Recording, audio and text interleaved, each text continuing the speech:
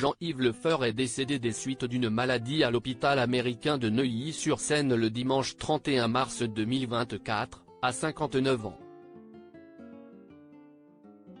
Dans son édition du jour, Paris Match révèle pourquoi son mariage avec Stéphanie de Monaco a été annulé.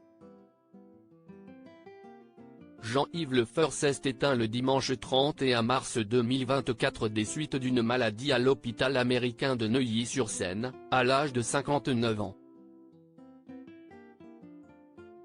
Une terrible nouvelle annoncée par son ancienne épouse Mayouen, le 2 avril sur son compte Instagram.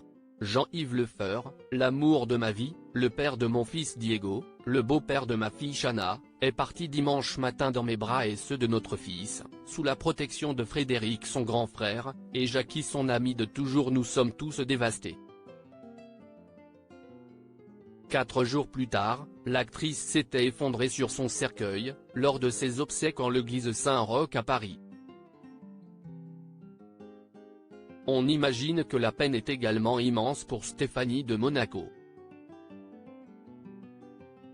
Pour rappel, cette dernière a vécu une relation très médiatisée avec l'homme d'affaires dans les années 1990. Le couple avait officialisé sa romance en posant en couverture de Paris Match le 8 mars 1990. Je vous présente Jean-Yves, avait-elle indiqué à l'époque, avant de préciser « Je sais que ma vie est auprès de lui. Que personne ne nuise à notre couple. Nous sommes en train de construire une vie ensemble. » Rapidement, ils passaient une étape majeure, celle des fiançailles.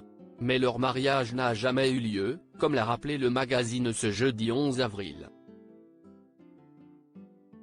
Leur mariage annulé, les raisons: il avait été annulé fin juin à la suite de révélations.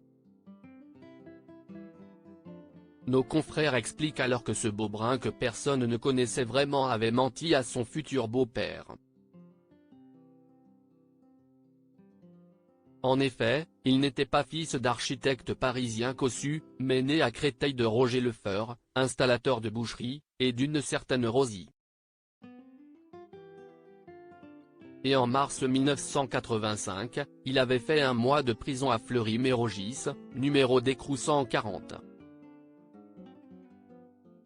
641.w.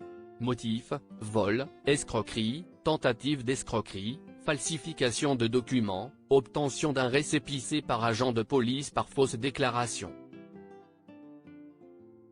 Résultat, fin de son histoire avec la princesse. Par la suite, il a été en couple avec le mannequin néerlandais Karen Mulder. Puis avec l'actrice Marie Gillin, entre autres. Il a ensuite partagé la vie de l'actrice et mannequin polonaise Malgosia Bella, avec qui il s'est marié, son 2e mariage, avant de divorcer en 2017. Il était également resté très proche de Mayouen, la maman de son fils Diego, ce qui explique notamment l'énorme chagrin de l'actrice à son enterrement, comme évoqué plus haut.